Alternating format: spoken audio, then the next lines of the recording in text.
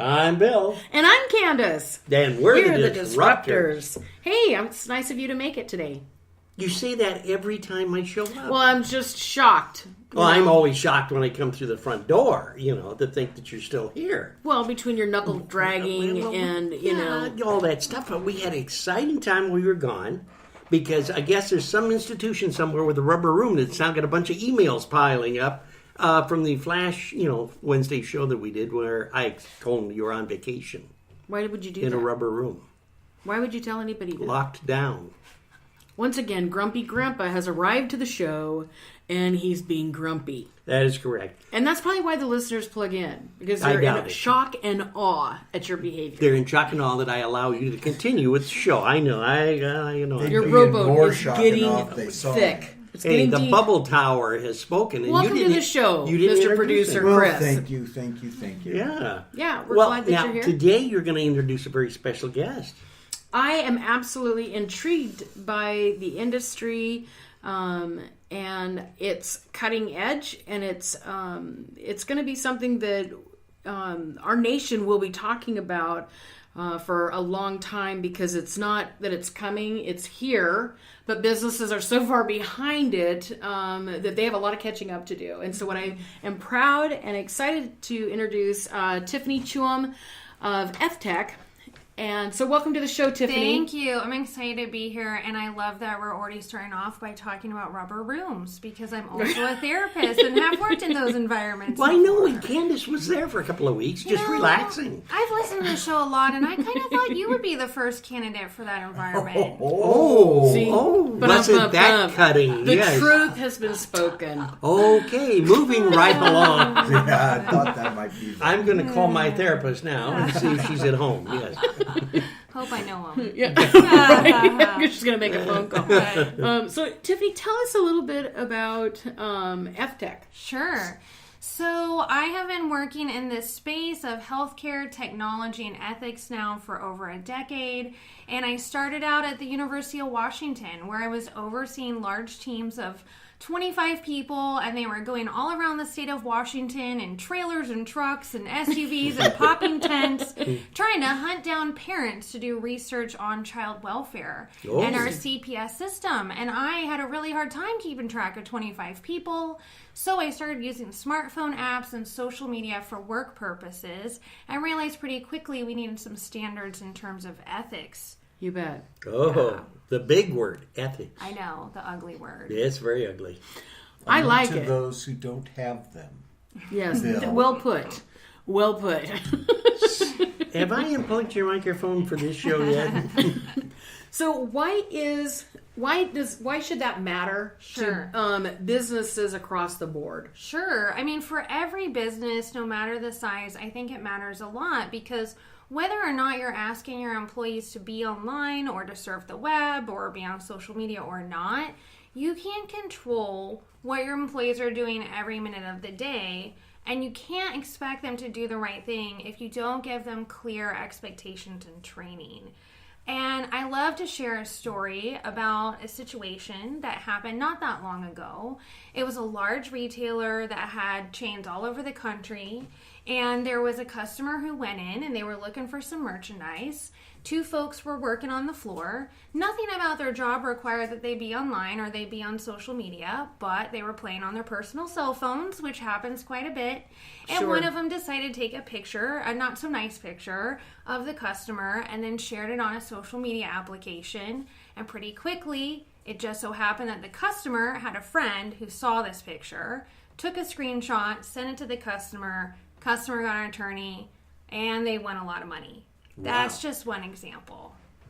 That's a good example. Yeah, I mean, that's the thing, is you are liable in some ways for what your employees are doing when they're on the clock, even if, you haven't asked them to do that, like playing around on their phone on social media. So I help nonprofits, the government sector, small businesses, for-profit, you name it, develop social media policies and to do training. So at least there are some clear expectations, and they're showing that they've made a reasonable effort to try and conduct themselves in a professional manner, no matter if it's, the boss or the entry-level person working for them. Well, this has been a challenge because technology has, arrived and people have utilized it, long before we ever thought about putting some structure in place. And, we do see this. It's constantly up in the news. We constantly are seeing that piece broken. So what can you actually expound upon as far as owning a small business? And how do you approach that? Because sometimes it's like eating an elephant. I know it's bite, but in a world where it's just kind of like, okay, so what does that mean, Tiffany? What does that look like? Sure. So is it just adding an addendum to your employee handbook, or is it actually taking the time? KISS, right? I don't like the word stupid, but Smarty Pants, So how do you actually make that applicable? Right. What I like to do is sit down and understand more about that person's business and what field they're in, because it depends. So, for example, if I'm working with somebody in healthcare, there's a lot of extra regulations, or in finance. But even if I'm working with somebody who's not in that, it's about, okay, how many employees do they have? What are the ways in which their operations work?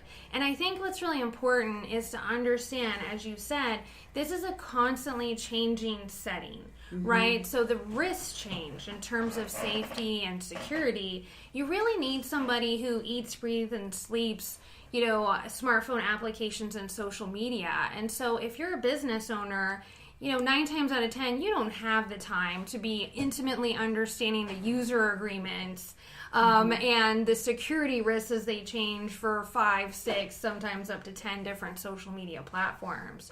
But what you can do is hire someone like myself who does breathe, sleep, and eat everything that has to do with that all the time to come in and help write a policy that is written in a way that will actually last for a while. And there can be updates, maybe on an annual basis, but the bulk of the work can, if it's structured in the right way, it can be written so it's pretty sustainable. I think it's important to hire somebody like myself who also has that added background of working in compliance, working in the government sector, who knows how to write policies for a company really well. Well, and I think that especially as a small business owner, they need to bake those cupcakes or make those donuts or change that oil out of a car, and they need to stay in their lane, so to speak, for that piece. And I think sometimes they get overwhelmed. Right. And it's just like, oh my gosh, there's something else. And it's not that it isn't, it's already here. So if you're in a compliant industry, how far behind is our compliant industries, like attorneys or work counselors or social workers? Oh, Lord, it's pretty frightening, to be honest with you. And, I don't want to point the finger just at one player in the game here, but I have 4 degrees from the University of Washington, and I've worked for many different universities throughout my career, and we're really not teaching this in higher education. Even if you work in healthcare, you work in the finance industry. And then when you graduate, a lot of times there's not opportunities for adult education or ongoing training. So, for example, I'm really involved in different national organizations for social work. And when I pose this question to social workers who are often in private practice or working in hospitals, are you using any extra security measures when you are talking to patients and clients on your personal cell phone? 9 times out of 10, they're not. And they don't even realize they need to be. The same is true. It's been really interesting, for myself starting a new business with Fth Tech because I've learned interviewing different vendors how infrequent it is to find folks in the IT industry or bookkeepers or CPAs that have any understanding of all of the federal regulations, which are pretty clear that this is a requirement, and it can come with some pretty hefty penalties even if you make the mistake one time. So it's not just healthcare. No. Okay, so health, for the sake of the show, Sure. healthcare, we're just going to, anybody that deals with HIPAA, we're going to put under that, Right. okay? But then now you're saying also IT, Yeah. accounting, Bookkeepers. Well, even your social media marketing person, right? For example, if you are working with somebody and they have potential clients who are interested, like if I'm working in healthcare and I hire a freelancer to do my digital marketing, and I have someone who's interested in getting health services from me, they're not my patient yet, but there's still a lot of things that go into it. If I'm a bookkeeper, let's say I want to work with an attorney, they have their own set of regulations as well. So I think it's really important to have someone who understands that there's federal regulations, which are not the same as laws. Then there's also state law, there's state regulations. Your organization, like if you work for a large employer, they have their own policies. Insurance companies also have their own policies. And none of this is universal. Like none of it's standard. And unfortunately, at the federal level, the regulations are really behind. I've actually had the fortune to talk to people at the federal level who've helped form those regulations, and they're terrified to try and update them because they really don't know where to begin. Sure. Well, it's a huge thing. I mean, they just really launched the tail end of this last year, or the middle, I guess maybe it was June of last year. Don't quote me on that piece. But where really they started hammering insurance for information to protect data, for businesses to actually pay for that. If there was a breach, we've had that. We've had Zuckerberg that, I think really highlighted the broken system. Right. Okay, with being able to take as much information really at will, whatever you want. Which is what he's done. It is. And on top of that, I mean, there's other companies that have done the same thing because I want to say it's just willful ignorance. Right. We're choosing just to look the other way because we don't want to acknowledge it. And God, just don't stop at my door. Right. Right. But it's there, like you said. Another example of this is a lot of people don't realize that whether or not you choose to be on Yelp, anybody can create an account using your business name. And if they beat you to the punch, they now control that. You don't get to go tell Yelp to remove this. So, the PR part of this as well is really important because, so much of the time now, people are only going to do business with you if they think you have a good reputation online.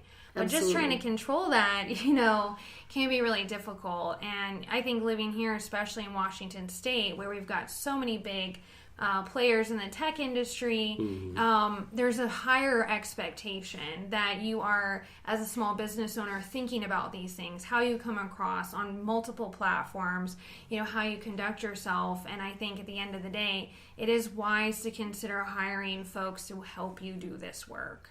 Are you able to go into a business, Tiffany, and do like a business assessment to find out exactly where their gaps are in this process?